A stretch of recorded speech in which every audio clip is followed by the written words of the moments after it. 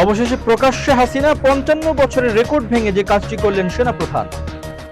২০২৪ সালে গণঅভ্যুত্থানের মুখে ক্ষমতাচ্যুত হয়ে ভারতে যাওয়ার প্রায় ২ বছর পর প্রথমবারের মতো প্রকাশ্যে গণমাধ্যমের সামনে আসছেন বাংলাদেশের সাবেক প্রধানমন্ত্রী শেখ হাসিনা। আগামী ৫ আগস্ট নয়াদিল্লিতে foreign correspondence club of south Asia FCC south Asia আয়োজিত এক ভার্চুয়াল অনুষ্ঠানে তিনি ভবিষ্যৎ রাজনৈতিক পরিকল্পনা ও বাংলাদেশে ফেরার প্রস্তাবিত পরিকল্পনা নিয়ে কথা বলবেন। ইন্ডিয়া টুডের এক প্রতিবেদনে বলা হয়েছে, আগামী ৫ আগস্ট ২০২৬ সন্ধ্যা ৬টা থেকে ৭:৩০ পর্যন্ত ভারতের নয়াদিল্লির মথুরা রোডে অবস্থিত স্যার মার্ক ট্যালি অডিটোরিয়ামে এই অনুষ্ঠানের আয়োজন করা হয়েছে। একই সঙ্গে এফসিসি সাউথ এশিয়ার সামাজিক যোগাযোগ মাধ্যম প্ল্যাটফর্মগুলোতে অনুষ্ঠানটি সরাসরি সম্প্রচার করা হবে। অনুষ্ঠানটি অনুষ্ঠিত হচ্ছে শেখ হাসিনার টানা ১৫ বছরের শাসনের অবসানের দ্বিতীয় বার্ষিকীতে। ২০২৪ সালের ৫ আগস্ট কোটা সংস্কার আন্দোলনকে কেন্দ্র করে শুরু হওয়া শিক্ষার্থীদের বিক্ষোভ গণ আন্দোলনে রূপ নেয়। ওই আন্দোলনের মুখে শেখ হাসিনা বাংলাদেশ ছেড়ে ভারতে চলে যান। এর মধ্য দিয়ে তার প্রায় ১৬ বছরের শাসনের অবসান ঘটে। ভারতে যাওয়ার পর থেকে শেখ হাসিনা প্রকাশ্য কোনো অনুষ্ঠান বা আনুষ্ঠানিক গণমাধ্যমে অংশ নেননি। ফলে আসন্ন এই বক্তব্য ক্ষমতার ছাড়ার পর তার সবচেয়ে গুরুত্বপূর্ণ প্রকাশ্য উপস্থিতি হিসেবে বিবেচিত হচ্ছে। অনুষ্ঠানের আমন্ত্রণপত্র অনুযায়ী শেখ হাসিনার পাশাপাশি বাংলাদেশের বিভিন্ন রাজনৈতিক নেতা, কূটনীতিক ও জনপরিচিত ব্যক্তিত্ব এতে অংশ নেবেন। অংশগ্রহণকারীদের তালিকায় রয়েছেন শেখ হাসিনার ছেলে ও সাবেক প্রধানমন্ত্রীর তথ্য ও যোগাযোগ প্রযুক্তি বিষয়ক উপদেষ্টা সজীব ওয়াজেদ জয়, বাংলাদেশের সাবেক শিক্ষামন্ত্রী মহিবুল হাসান চৌধুরী নওফেল এবং বাংলাদেশ হিউম্যান রাইটস ওয়াচের মহাসচিব মোহাম্মদ আলী সিদ্দিক। এছাড়া প্যানেলে থাকবেন বাংলাদেশের সাবেক ক্রিকেটার ও সাবেক সংসদ সদস্য সাকিব আল হাসান, সাবেক কূটনীতিক ও নিরাপত্তা বিশ্লেষক আমিনুল হক পলাশ, রাজনৈতিক ও সন্ত্রাস বিরোধী বিশ্লেষক আবু ওবায়দাহ আরিন এবং Bangladesh human rights watch US এর পরিচালক শাহ মোহাম্মদ বখতিয়ার। অনুষ্ঠানে সভাপতিত্ব করবেন এফসিসি সাউথ এশিয়া এবং ইন্টারন্যাশনাল অ্যাসোসিয়েশন অব প্রেস ক্লাবসের সভাপতি ডক্টর ওয়াইল আওয়াদ। প্রতিবেদনে বলা হয়, শেখ হাসিনার ক্ষমতাচ্যুত হওয়ার পর বাংলাদেশের রাজনৈতিক পরিস্থিতিতে বড় ধরনের পরিবর্তন এসেছে। নোবেলজয়ী ডক্টর মোহাম্মদ ইউনূসের নেতৃত্বাধীন অন্তর্বর্তী প্রশাসনের দায়িত্ব ২০২৬ সালের ফেব্রুয়ারি অনুষ্ঠিত সাধারণ নির্বাচনের মধ্য দিয়ে শেষ হয়। এরপর প্রধানমন্ত্রী তারেক রহমানের নেতৃত্বে বাংলাদেশ জাতীয়তাবাদী দল বিএনপি সরকার গঠন করে। নতুন সরকার সাবেক আওয়ামী লীগ সরকারের একাধিক নেতার বিরুদ্ধে আইনি কার্যক্রম অব্যাহত রেখেছে। একই সঙ্গে সন্ত্রাস বিরোধী আইনে চলমান আদালতের কার্যক্রম নিষ্পত্তি না হওয়া পর্যন্ত আওয়ামী লীগের রাজনৈতিক কর্মকাণ্ড নিষিদ্ধ রয়েছে বলে প্রতিবেদনে উল্লেখ রয়েছে। সামাজিক যোগাযোগ মাধ্যমে সম্প্রতি সেনাপ্রধান জেনারেল ওয়াকারুজ্জামানের মুখে দাড়ি রাখা নিয়ে ব্যাপক আলোচনা ও প্রশংসার প্রেক্ষাপটে এই দাবিটি করা হয়েছে। সামাজিক মাধ্যমে প্রচার হওয়া এই তথ্যানুযায়ী বাংলাদেশের সেনাপ্রধানদের দায়িত্বে থেকে এর আগে কেউ জনসম্মুখে বা দাপ্তরিক কার্যক্রমে দাঁড়িয়ে রাখেননি।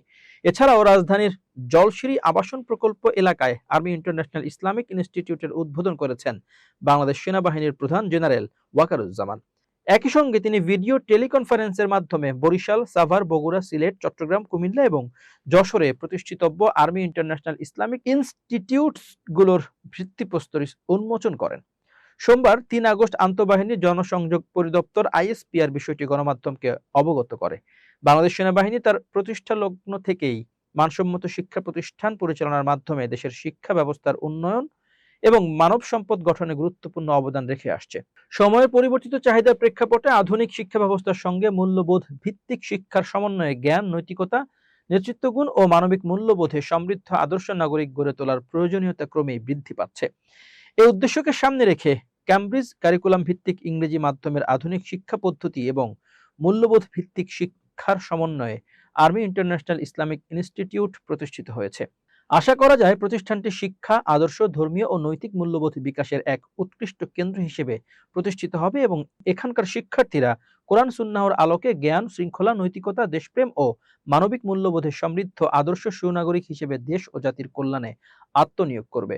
একই সঙ্গে জাতীয় ও বৈশ্বিক পরিসরে দায়িত্বশীল নেতৃত্ব গড়ে তোলার ক্ষেত্রে এই মহতী উদ্যোগ অত্যন্ত গুরুত্বপূর্ণ ও সুদূরপ্রসারী ভূমিকা পালন করবে এমন প্রত্যাশা ব্যক্ত করা হয়। অনুষ্ঠানে সেনা সদরের প্রিন্সিপাল স্টাফ অফিসাররা, বিভিন্ন ডিভিশনের জেনারেল অফিসার, কমান্ডিংরা, ঊর্ধ্বতন সামরিক কর্মকর্তারা, প্রতিষ্ঠানের সঙ্গে সংশ্লিষ্ট বিশিষ্ট ব্যক্তিরা, শিক্ষক, শিক্ষার্থী, অভিভাবকরা এবং গণমাধ্যম কর্মীরা উপস্থিত ছিলেন।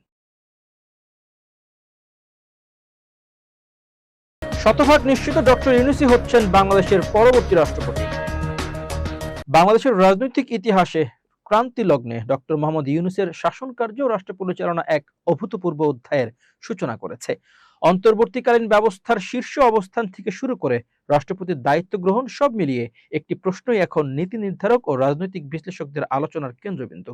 ডক্টর ইউনূস কি এক নতুন সাংবিধানিক কাঠামোর চূড়ান্ত রাষ্ট্রপতি হিসেবে ইতিহাস রচনা করতে যাচ্ছেন? দীর্ঘদিনের রাজনৈতিক অস্থিতিশীলতার পর রাষ্ট্রীয় কাঠামো পুনর্গঠন এবং নতুন সংবিধান বা ব্যাপক সংশোধনের যে প্রক্রিয়া শুরু হয়েছে তা বাংলাদেশের রাজনীতিকে এক নতুন ট্র্যাকে দাঁড় করিয়েছে।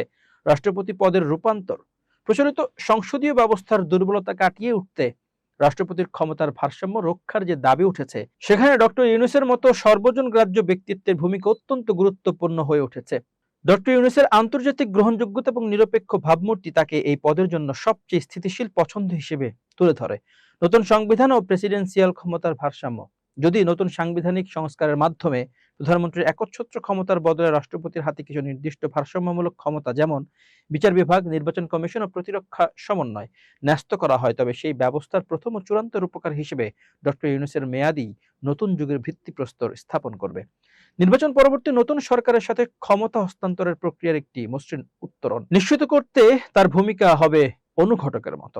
সম্ভাব্য চ্যালেঞ্জ ও রাজনৈতিক হিসাব নিকাশ চ্যালেঞ্জের ক্ষেত্র বিবরণ, রাজনৈতিক দলগুলোর সম্মতি প্রদান, রাজনৈতিক দলগুলো নতুন সাংবিধানিক কাঠামো এবং রাষ্ট্রপতির নির্ধারিত ক্ষমতা কতটুকু মেনে নেবে, রাজনৈতিক মেরুকরণে বৈশ্বিক শক্তিগুলোর সমর্থন ধরে রাখা, আইনি মেয়াদ ও বৈধতা সংস্কার, পরবর্তী জাতীয় সংসদের নতুন রাষ্ট্রপতির অনুমোদন ও আইনি কাঠামোর স্থায়িত্ব। মোহাম্মদ ইউনূস রাষ্ট্রপতি হিসেবে মেয়াদ শুধু একটি ব্যক্তির শাসনকাল নয়, বরং এটি বাংলাদেশের পুরাতন শাসন ব্যবস্থা থেকে এক আধুনিক ভারসাম্যপূর্ণ গণতান্ত্রিক কাঠামোয় পদার্পণের সেতু। যদি এই সংস্কার সফল হয়, তবে তিনি কেবল একটি নির্দিষ্ট মেয়াদের রাষ্ট্রপতি নন, বরং পুরনো ব্যবস্থার শেষ এবং নতুন রাজনৈতিক বন্দোবস্তের প্রারম্ভিক রাষ্ট্রপতি হিসেবে ইতিহাসে বিবেচিত হবেন। মার্কিন যুক্তরাষ্ট্রের সঙ্গে অবিশ্বাস্য যা ঘটতে পারে বাংলাদেশের সঙ্গে বেসামরিক পারমাণবিক সহযোগিতা নতুন করে শুরু করতে একটি সমঝোতা স্মারক স্বাক্ষরের প্রস্তাব দিয়েছে যুক্তরাষ্ট্র। প্রায় ৩ দশক আগে নবায়ন হওয়া দুই দেশের বিদ্যমান সহযোগিতা চুক্তির মেয়াদ অনেক আগেই শেষ হয়ে যাওয়ায় নতুন আইনি কাঠামো তৈরির উদ্যোগ নিয়েছে ওয়াশিংটন। দক্ষিণ ও মধ্য এশিয়া বিষয়ক মার্কিন প্রেসিডেন্ট ডোনাল্ড ট্রাম্পের বিশেষ দূত সার্জিও গরের সদ্য সমাপ্ত ৩ দিনের ঢাকা সফরের আনুষ্ঠানিক বৈঠকগুলোতে এ প্রস্তাব উত্থাপিত হয়। দায়িত্বশীল একাধিক সূত্র জানিয়েছে, পররাষ্ট্রমন্ত্রী খলিলুর রহমানের সঙ্গে বৈঠকের পাশাপাশি প্রধানমন্ত্রী তারেক রহমানের সঙ্গেও সৌজন্য সাক্ষাতে বিষয়টি আলোচনা করেন সার্জিও গর। যদিও প্রস্তাবিত MOUর বিষয়বস্তু প্রকাশ করেনি পররাষ্ট্র মন্ত্রণালয়, তবে সংশ্লিষ্ট কর্মকর্তারা বলছেন এটি মূলত দুই দেশের বেসামরিক পারমাণবিক সহযোগিতা অব্যাহত রাখার জন্য একটি নতুন আইনি ভিত্তি করতে হবে বা তৈরি করবে। সহযোগিতার পরিধি বিস্তৃত হলে তা কেবল শান্তিপূর্ণ ও বেসামরিক ব্যবহারেই সীমাবদ্ধ থাকবে। পররাষ্ট্র মন্ত্রণালয়ের এক কর্মকর্তা বলেন, বাংলাদেশ ও যুক্তরাষ্ট্র প্রথম বেসামরিক পারমাণবিক সহযোগিতা চুক্তি করে 1981 সালে। পরে 1991 সালে সেটি নবায়ন করা হলেও পরবর্তী সময়ে আর নবায়ন হয়নি। ফলে বিদ্যমান কাঠামোর পরিবর্তে নতুন MOUর প্রয়োজনীয়তা তৈরি হয়েছে। তার ভাষায় বিষয়টি নতুন নয়, এটি বহু বছর ধরে অকার্যকর হয়ে থাকা সহযোগিতা কাঠামোকে আবার কার্যকর করার উদ্যোগ। যুক্তরাষ্ট্রের পররাষ্ট্র দপ্তরের তথ্য অনুযায়ী এ ধরনের চুক্তি অংশীদার দেশগুলোর মধ্যে শান্তিপূর্ণ উদ্দেশ্যে পারমাণবিক প্রযুক্তি, যন্ত্রপাতি, গবেষণা সংক্রান্ত তথ্য এবং প্রয়োজনীয় উপকরণ বিনিময়ের আইনি ভিত্তি তৈরি করে। তবে এসব সহযোগিতার ক্ষেত্রে পারমাণবিক অস্ত্র বিস্তার রোধ সংক্রান্ত আন্তর্জাতিক বিধিবিধান কঠোরভাবে অনুসরণ করতে হয়। যুক্তরাষ্ট্রের এসব চুক্তি 123 এগ্রিমেন্ট নামে পরিচিত, যা দেশটির অ্যাটমিক এনার্জি অ্যাক্টের 123 নম্বর ধারার অধীনে সম্পাদিত হয়। মার্কিন জ্বালানি বিভাগের তথ্য অনুযায়ী 2025 সালের 11 জুলাই পর্যন্ত যুক্তরাষ্ট্রের 50টি দেশের সঙ্গে 26টি বেসামরিক পারমাণবিক চুক্তি রয়েছে।